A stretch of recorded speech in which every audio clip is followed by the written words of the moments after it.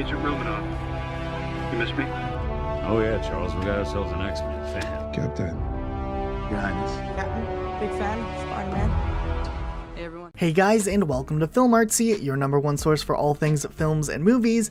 My name is Elijah, and in Avengers Endgame, while this movie was really well done, it saw serious conclusions to the major characters who kind of started the MCU. We saw the conclusion of Robert Downey Jr.'s character in Tony Stark.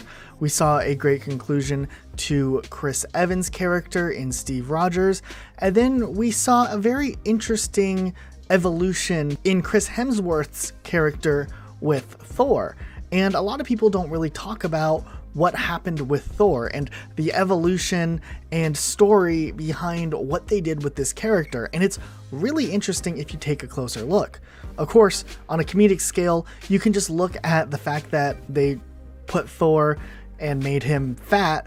And also you can look at it on a deeper, larger, grand scheme of the MCU perspective and see something different that they did in the MCU that we haven't really gotten to see before.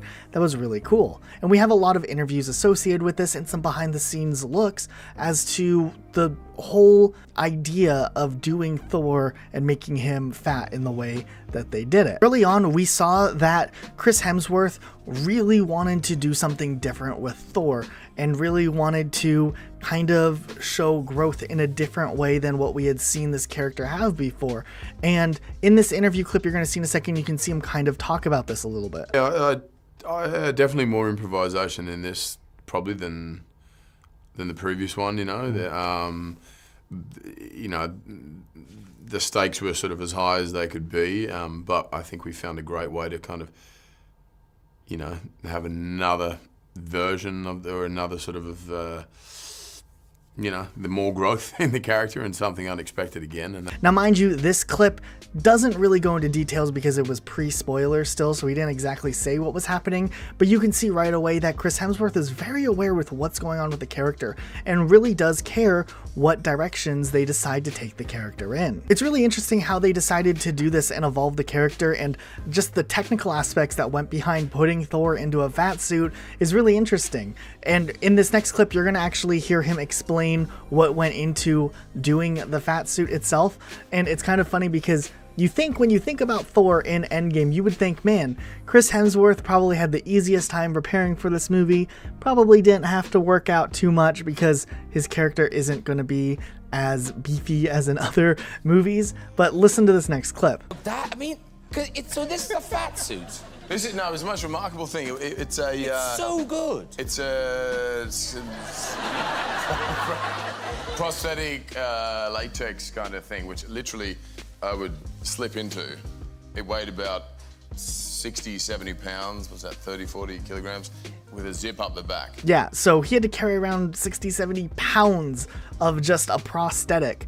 And that's really interesting how they did that, and then they zipped it up over him and made it look so real, and they might have done some CGI touch-ups while they're at it, but just think about having to carry that around in every scene that you film. It's really cool that they decided to do that and go down that route, and you have to think Chris Hemsworth was able to pull it off because he managed to stay in good enough shape to carry around this heavy suit in all of his scenes. It's kind of a cool behind the scenes look that we hadn't really seen before. What's really cool about the fact that they went down the route with Fat Thor is that it was a real big departure from the type of Thor we had seen pre-Thor Ragnarok. When we had movies like the first Thor, Dark World, Avengers, and even Age of Ultron, Thor was a very serious character, and he didn't really stand out in a more comedic light like we see nowadays. And with Thor Ragnarok, they made leaps in a new direction in redeveloping the character. And it's really cool to see that they decided to continue on that route and take Thor more in the direction that has resonated well with viewers and fans. Here's a really interesting clip of Chris Hemsworth kind of elaborating on that. Trapped with that, and did want to desperately do something different. And then Thor 3 felt like for the first time I really kind of put my stamp on it and had a bit more confidence in what I wanted to bring to the table. But it was at a perfect time because it was also, Taika had the same vision. Kevin Feige was also like ready for something, different, as were the fans, I think, we needed a shift tonally.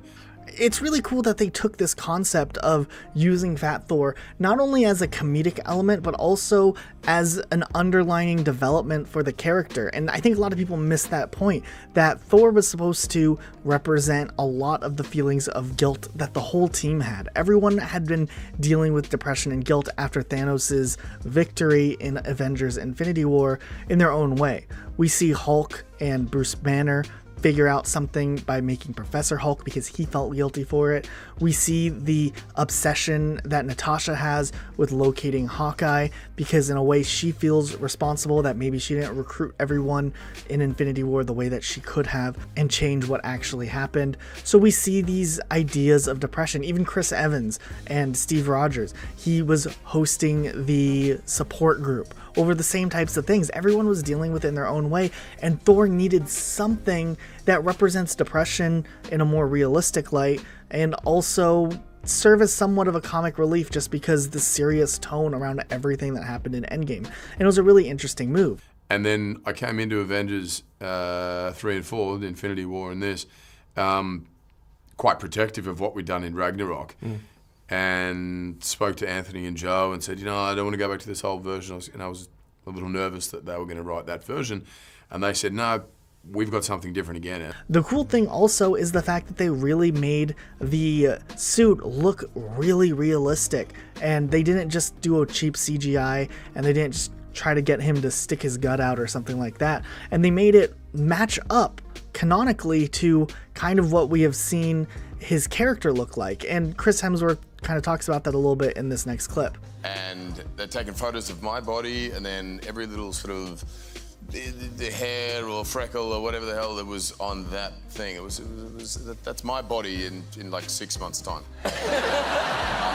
What's also really funny and just interesting to think about is the fact that people definitely treated him differently based off of how his character looked in Avengers Endgame. And that's so a unique situation to think about. He talks about in this next clip about how his kids reacted to seeing him as Fat Thor, and also how some people reacted to him on set when they were filming. And it's really interesting. So here are those clips.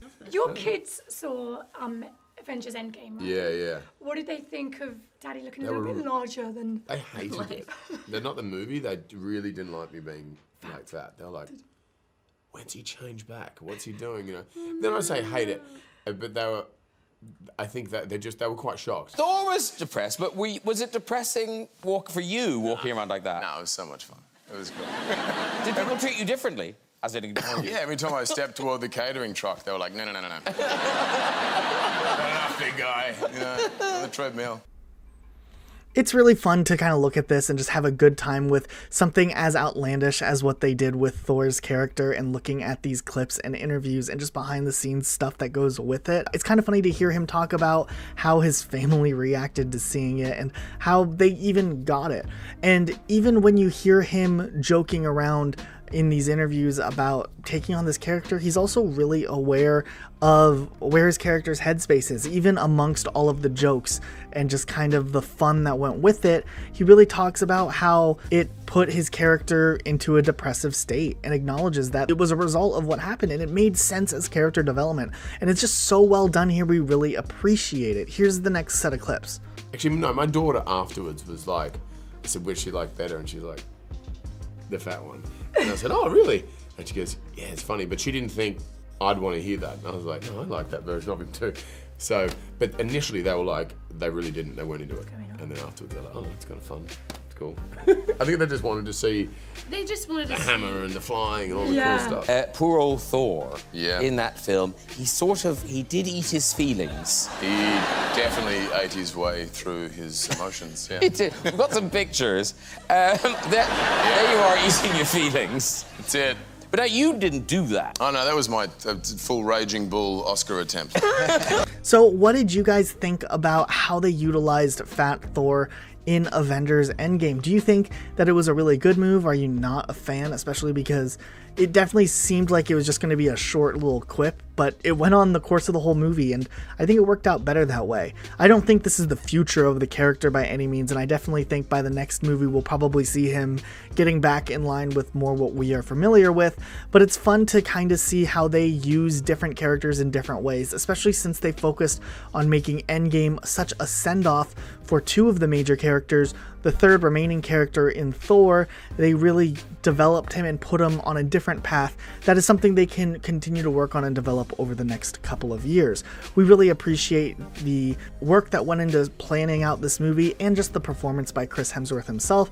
And on an alternate note, he has another movie coming out that we will be covering on this channel in the next couple of days, so be sure to pay attention to that because he is featured in the next Men in Black movie, also starring the actress who plays Valkyrie in Thor Ragnarok and in Avengers Endgame. So that's really cool that they also kind of made note of that and they hired these two actors together and they have great chemistry. Here's a short clip from one of those interviews where they talk about the chemistry that they have. Really and truly, when you have a pre-established chemistry, when you know each other's rhythms, when you can call each other out, and when you can make fun of each other, and there's really a lot of trust and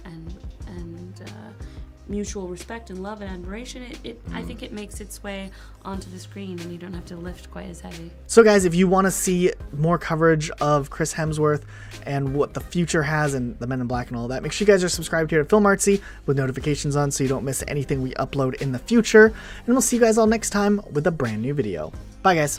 I'm about to. Hi, everybody. Hey everybody, how you doing? Hi.